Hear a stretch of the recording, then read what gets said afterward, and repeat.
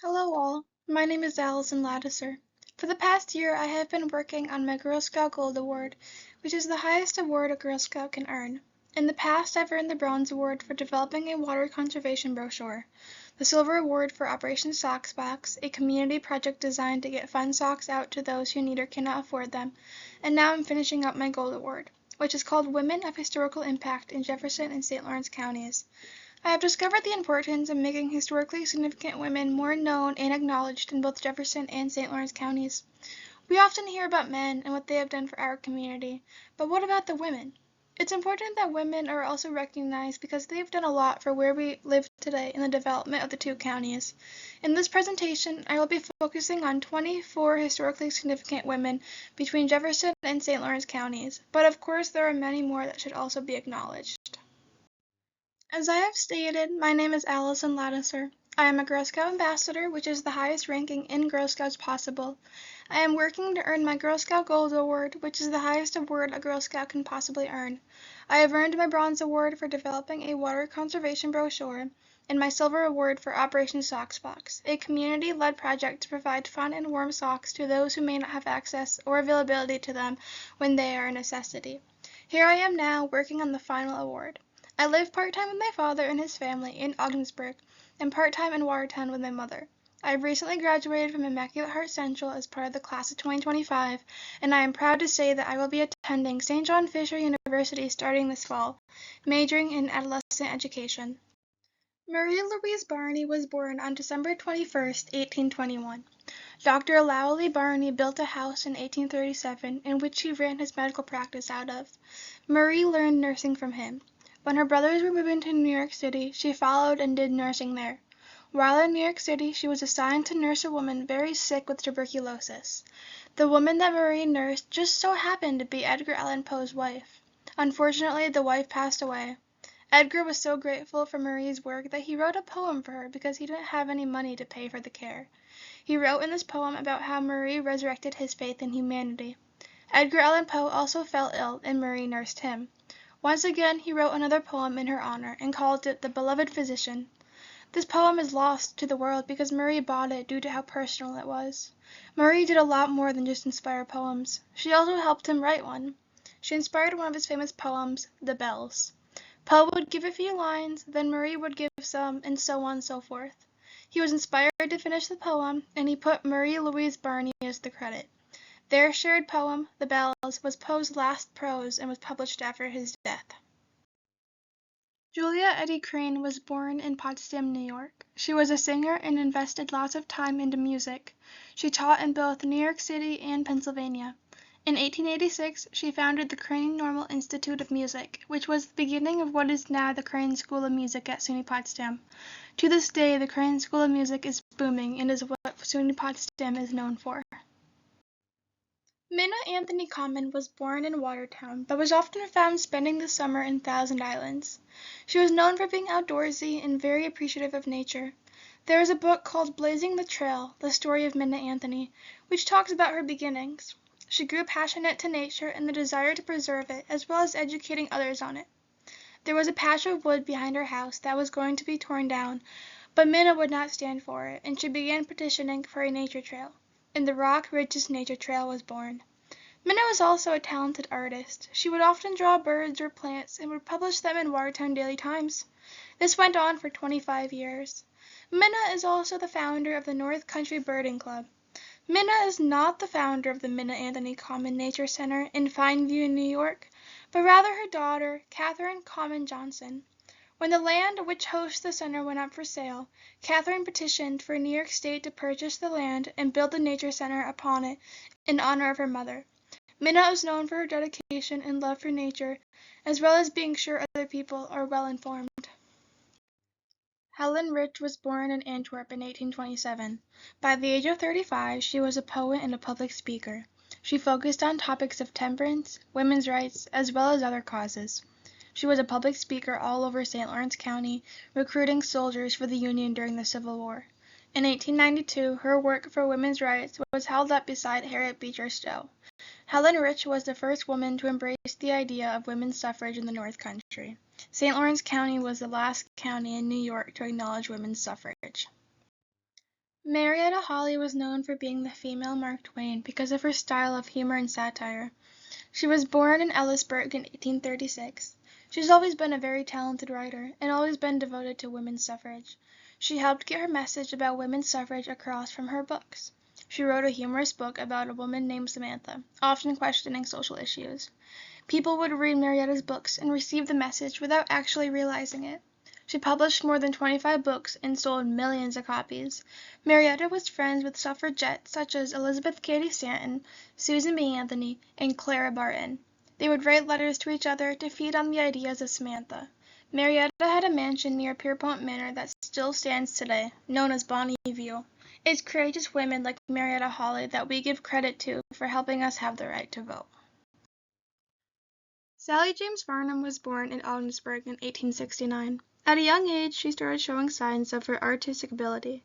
She could simply look at people or animals and be able to correctly cut out silhouettes of them. Sally's mother died before she turned 7, which left her and her father.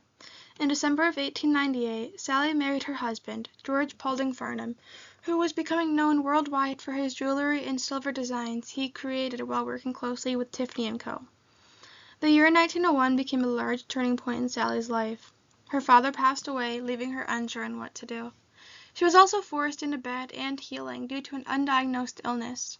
This was a difficult time for Sally, since she wasn't used to the relaxed, laid-back life. Her husband realized what this illness was doing to her, so he gave her a piece of clay to keep her occupied. Right away she began sculpting. Her husband, as well as her close friend Frederick Remington, were very supportive of her works, even though Remington said that the pieces, quote, were ugly as sin but full of ginger. Sally's most important and most meaningful piece that was submitted to Ogdensburg was a monument called the Spirit of Liberty, which honored Civil War veterans and specifically her father because he fought alongside many of the Civil War soldiers who died and were from Ogdensburg. Her most popular monument is the Simon Bolivar located in New York City, which at the time was the largest monument made by a woman. Sally learned that self-reliant women can become successful on their own. Her personal motto was, to live, to love, and in time let go. Sally lived a very fulfilling life, and even through the hard times in life, she still managed to keep her head high and fight through whatever came in her way. Through support of close friends and family, Sally and her art pieces became well known and extremely appreciated, mainly because of the message behind them. May Irwin is known for breaking the stereotype in people's ideas of kissing in movies. She was born in Canada in 1862, but moved to New York shortly after her father passed away to get into show business. As teenagers, her and her sister Flo were given the opportunity to go to Buffalo, New York to be on stage. May started to hit the Metropolitan stage in New York City and even went to London. When she was 33, she was in a scandalous stage play with a man named John Rice, and in this was a kiss. The Catholic Church saw this as scandalous and not appropriate. This became known as the kiss heard around the world. Thomas Edison heard about the kiss and invited May and John to Edison Studios where he wanted to film the kiss. Because of how brave May and John were, other actresses began going on films and doing similar kisses, even if people weren't fond of it. May Irwin's connection with the North Country, specifically Jefferson County, she visited the Thousand Islands, was close with George Bolt, and was in many of her well-known plays right out of the Clayton Opera House. She was very active and dedicated in the area. People would often see her walking around and donating to Boys and Girls Clubs. Towards the end of her life, she resided in Clayton in a farmhouse. She passed away at the age of 76. Rhoda Fox Graves was born in Fowler in 1877. She attended the local schools and over time grew to become very active in politics in St. Lawrence County. She became the first female to hold the position of the Republican Party, twice a delegate to the Republican National Convention in Kansas City and then in Chicago. She faced many difficulties and was treated like an intruder by all the male legislators, despite the fact that she was more aligned with the liberals and progressives. She never gave up and eventually earned their respect and support. In 1919, she was selected to be vice president of the St. Lawrence County Republican Committee. She decided to run for New York State Assembly, and her opponent was Frank L. Scott from Morristown. Everyone was under the impression, especially Frank, that a woman couldn't beat a man. Anyone can beat a woman. Rhoda ended up beating Frank, and her victory was a triumph in women's rights. In 1924, she was elected into the Assembly and was there until 1932. Rhoda helped with the development of the St. Lawrence Seaway and other projects. She also opened an entire new world for women becoming jurors. She ran and tried to win a seat in the Senate, but failed. She decided to retire after the fail until she heard that the opponent became a central figure in an Albany power scandal, which caused the Senate seat to be surrendered. Rhoda took over that seat and was the first female senator in New York State and served for 14 years before retiring in 1948. Other firsts that Rhoda held was being the first woman to be elected from a northern county to the legislature, fifth in the state, and one of the first women to be honored by St. Lawrence University for her work on behalf of our North Country, when in 1949 those citations were first awarded. St. Lawrence County was the last county in all of New York State to accept women's suffrage. Rhoda was a huge supporter of women's rights. Olive Paddock and the Paddock family have played a significant role in the development of Watertown, and most people know of the Paddock family because of the Paddock Arcade. Olive personally has a significant impact on the entire county itself. She was born in Watertown in 1835. She got married to her husband, Edwin Paddock, who was a businessman and banker. He is the second son of Loveland Paddock, the founder of the Paddock Arcade.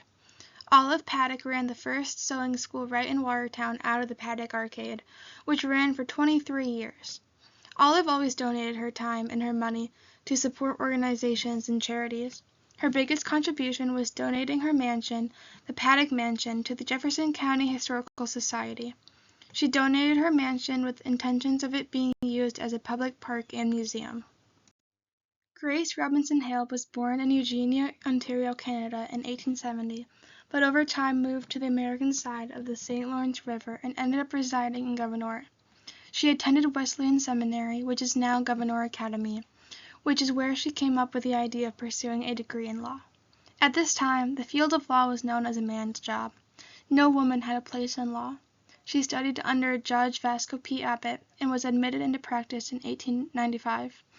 Grace was known for standing up in what she believed was right and would fight for it, whatever it took. Her and her husband, Charles Hale, were practicing law in Gouverneur, and then they decided to move to Canton, where they opened Hale & Hale Law Firm.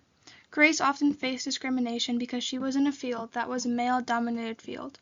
Grace also decided to join the Women's Temperance Christian Union because she wanted to help and support other women. She was a strong advocate for women getting the right to vote. Grace is known for becoming the first and only female attorney in St. Lawrence County. She is one of the reasons why women feel comfortable and brave enough to enter the field of law, no matter the circumstances. Emma Flower Taylor was born in Watertown in 1870 and resided with her maternal grandparents on Arsenal Street. When she married her husband, John Byron Taylor, they resided on Clinton Street. Emma's father is Roswell P. Flower. Emma is known for the construction of the Roswell P. Flower Memorial Library, which was built for honoring her father after he passed. Emma often donated hundreds of thousands of dollars towards local organizations and churches. She gave $250,000 towards the construction of the Flower Memorial Library, $200,000 towards the development of New York City's Flower Memorial Hospital, which no longer exists, $25,000 to the All Souls Universalist Church to eliminate its mortgage, and $100,000 to Trinity Church for its parish house. Emma cared much about other people more than herself, and the legacy of her and her father still lives on today. Dr. Lucia Heaton was born in Pierrepont on June 18, 1856. Her father and her mother were one of the first settlers of Canton, New York. Lucia attended local schools and then St. Lawrence University. There she was a medical examiner for women students. She was also part of the Browning Society. She earned her Bachelor's of Science in 1879 and then her Master's of Science in 1882. After graduating from St. Lawrence University, she taught at a school for a short period of time as a way of income in order to continue with her education. She studied medicine at the New York City Women's Medical College and the New York Medical Infirmary for Women and Children until 1892. After that, she became a student at the New York Postgraduate Medical School and Hospital. Dr. Lucia Heaton had many firsts. Most importantly, she was the first woman doctor in St. Lawrence County. She was also the first woman to be elected trustee in the village of Canton. Men didn't believe that a woman could serve on their committee. She was a strong supporter of the suffrage movement and was also one of the very few suffragettes to see the 19th Amendment pass and be able to vote herself. Emily A. Woodruff Keep Shelley was born in Watertown in 1827. Her father is known for building the Woodruff Hotel here in town. Emily married her husband, Henry Keep, in 1847. Henry was a very successful banker and the former president of the New York Central Railroad. Following the passing of her husband, Emily used her inheritance to build the Henry Keep home on Washington Street. This building was to support and provide a residence for those of Jefferson County who were too poor to be comfortable on what they owned alone. This building housed 65 individuals. Unfortunately, it closed its doors on July 15, 1969 after 86 years. It prepared for demolition in the new construction of what is now the Samaritan Keep Home. To this day, Samaritan Keep Home holds dozens of residents and still focuses on the purpose of what Emily had in mind, providing a residence for, quote, worthy and needy old persons of Jefferson County who were too poor to be comfortable on their own resources. Marian Sanger Frank was born in New York City in 1875. She came from a Jewish family who was very active in social welfare and politics. Her parents taught her to fight for those less fortunate than they were. At the age of 21, in 1896, she married her husband, Julius Frank of Ogdensburg, and moved there. Marian took on an active role in social and health movements because of her husband's consistent participation. She served on the board of supervisors for the St. Lawrence State Hospital. She also founded and was the president of the Political Equality Club in Ogdensburg, which promoted women's rights to vote in northern New York. Marian had many friends who visited Ogdensburg, such as President Herbert Hoover, President Franklin D. and Eleanor Roosevelt, as well as Rabbi Stephen Wise, the American Jewish leader. After the death of her son at only 8 years old, Marian committed herself to fight for those less fortunate than her, but especially fighting for women's suffrage. She joined national suffragettes such as Carrie Chapman Catt and Anna Howard Shaw. She attended the Women's Suffrage Convention hosted by Carrie Chapman Catt at the Opera House in Canton, New York. In 1917, Marian was one of 2,500 women to march in a New York suffrage parade. Marian's husband had always been on her side, supporting her through every step. He was the mayor of Ogdensburg at the time, so he used his power to influence women's rights. He also marched in the same parade as his wife. He also spoke at the 1915 St. Lawrence County Suffrage Convention. Together they organized many suffrage meetings at the Ogdensburg Opera House, which is now the current City Hall building on Ford Street. They traveled to other towns like Lisbon, Morristown, and Potsdam to organize other political equality clubs. She was able to witness women receiving the right to vote in New York in 1917 and to see the passing of the 19th Amendment. After the 19th Amendment passed, she remained active in politics for the Democratic Party. For the remainder of her life, she helped the less fortunate. Elizabeth Porter Stanley Hungerford was born in Wethersfield, Connecticut in 1786. Her North Country connections began when she met her future husband, Orville Hungerford, who was involved in the War of 1812. They married the following year. Elizabeth's main role was to take care of their house along with her 7 children. Her support is from her husband, which together had a large impact on the city of Watertown. They were both compassionate about the philanthropic contributions to the community. They were the co-founders of the Watertown Female Academy mainly because they wanted to be sure that their daughter, Martha, received an education. Education to women wasn't offered in the area in 1823.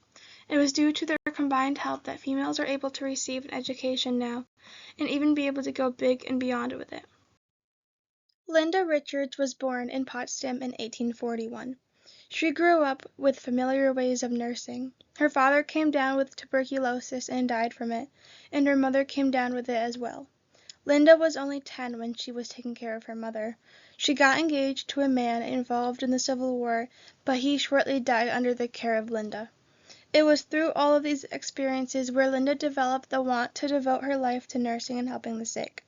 She was first hired at the Boston Hospital, but learned that there was no formal training there or anywhere else in the States until she came across the New England Hospital for Women and Children, which had just opened up a program. Linda was the first one to enroll in the program. She became the first trained nurse in the nation in 1873. She hopped around other hospitals, helping train nurses and learning more as they go. Her schools were a model for other nursing schools, and in a way, she was the mother of American nursing. Sheriff Colleen O'Neill was born in Thousand Islands and attended the local school.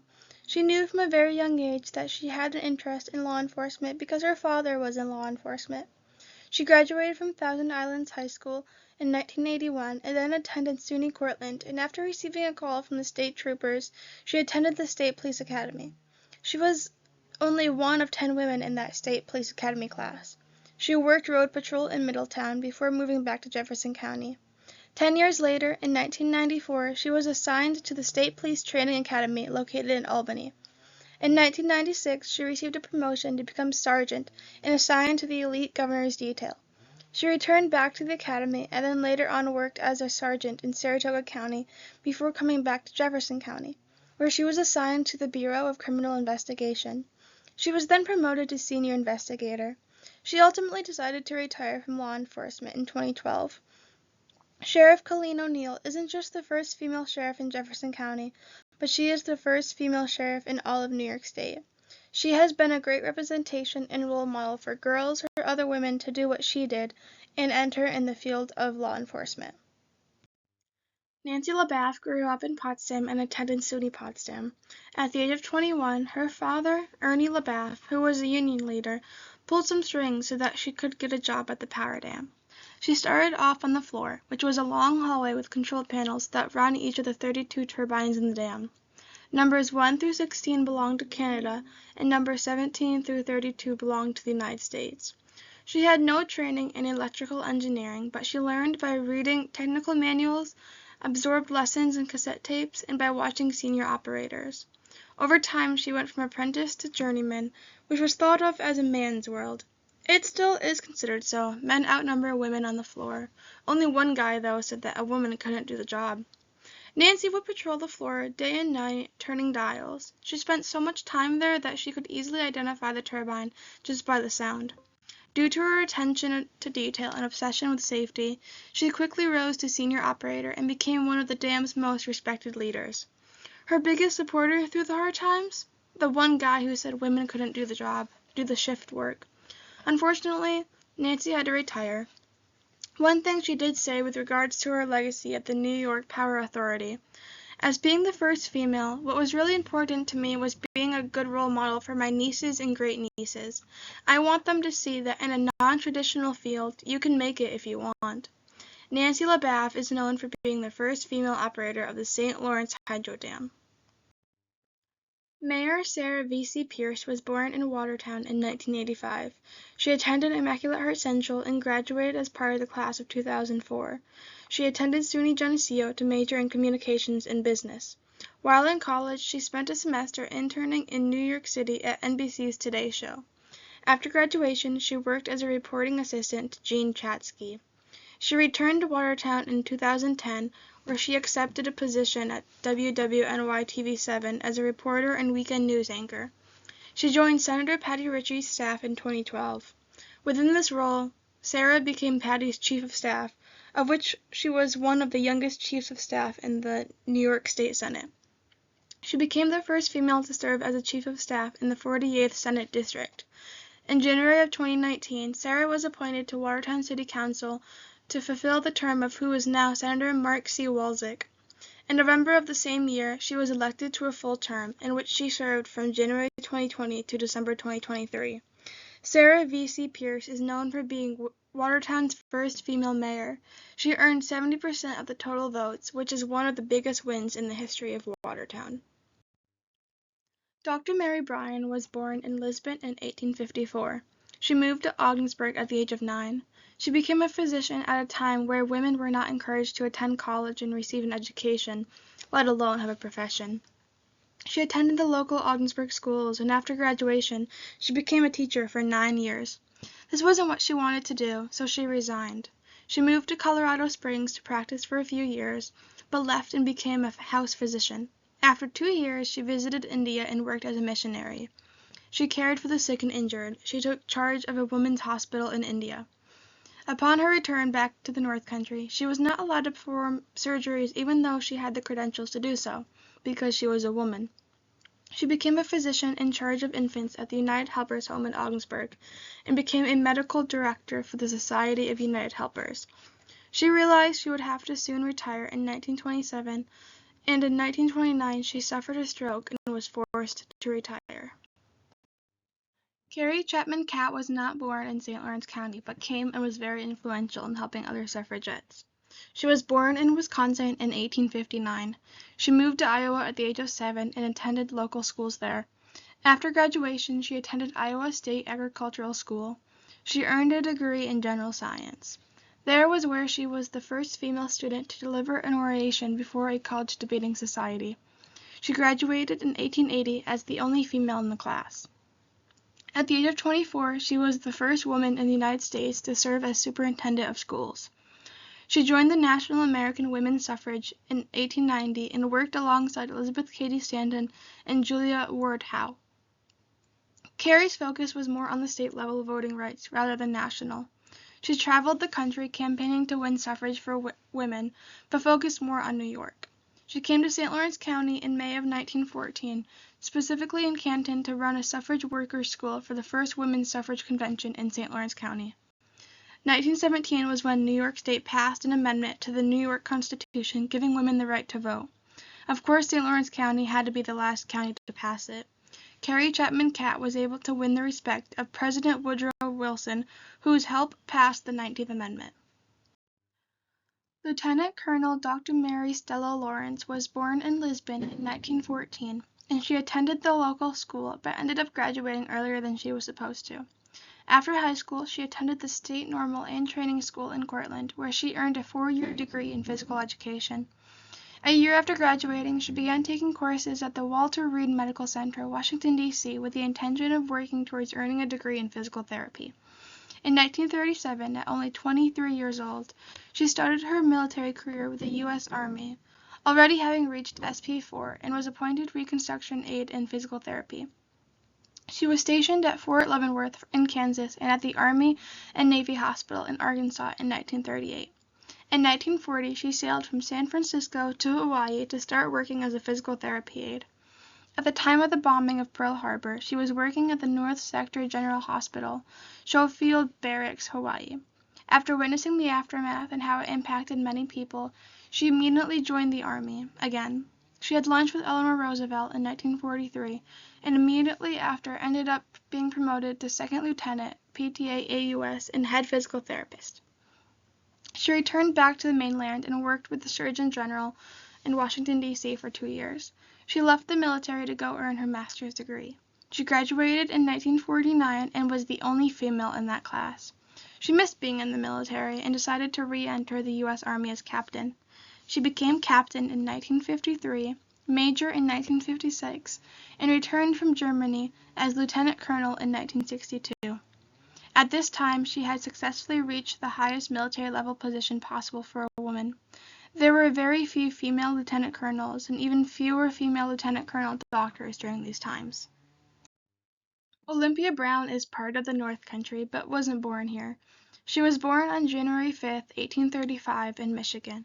She attended Mount Holyoke Female Seminary to continue on her education, but was faced with many challenges. There were a total of 40 rules placed on females, with one including religious restrictions. She decided to leave and attend Antioch College, but they still had restrictions. One of the issues she faced was that women weren't expected to memorize speeches since they didn't seem capable of doing so. Olympia beat those odds. She made sure to memorize every one of her English speeches. Olympia finished up her education at Antioch and realized that her true calling was to become a minister. She faced many rejections but was finally accepted into the Theological School of St. Lawrence University, despite the president, Ebenezer Fisher's strong belief that women shouldn't become ministers. She often faced hardships from her male classmates and the wives of faculty, but she didn't let that bother her. She successfully became the first woman to graduate from the Theological School at St. Lawrence University, as well as becoming the first woman to become a fully ordained minister. She was also the first woman in the United States to complete and graduate from an established theological school. She dedicated the remainder of her life to the advancement of women's rights and equal citizenship. She was one of the very few suffragettes still alive to see the 19th Amendment pass and be able to vote herself. Gladys Ward Dunn was born in Ogdensburg in 1907. She was born during a time when women were encouraged to enter the medical field unless it was for nursing. She attended the local schools and St. Lawrence University with the intent to continue education in writing. The desire for science soon took over and changed her intentions, helping launch her career in medicine. She entered the Women's College of Medicine in Pennsylvania in 1929. She didn't only become a medical doctor, but also a licensed surgeon and an accredited psychiatrist. She lived during the Great Depression, where many male prejudices were against women in the medical field. In 1941, Gladys became a woman of distinction in America. She worked at various hospitals throughout New York and the city. She worked at these places when it was an exciting time, as modern psychiatry was introducing new psychotropic medications and new theories for treatments of mental health were being developed. In 1974, she was forced to retire due to a serious heart condition, which allowed her to spend several years to enjoy time with her family and being a grandmother. She changed the idea of women entering the medical field and helped it become more open and available to women. I just want to say a huge thank you for taking time out of your day to watch this presentation, and I hope you have learned a lot. I surely have after lots of time researching. I challenge you to take this information a step further and find more historically significant women in your area and their impact. Have lots of fun and good luck.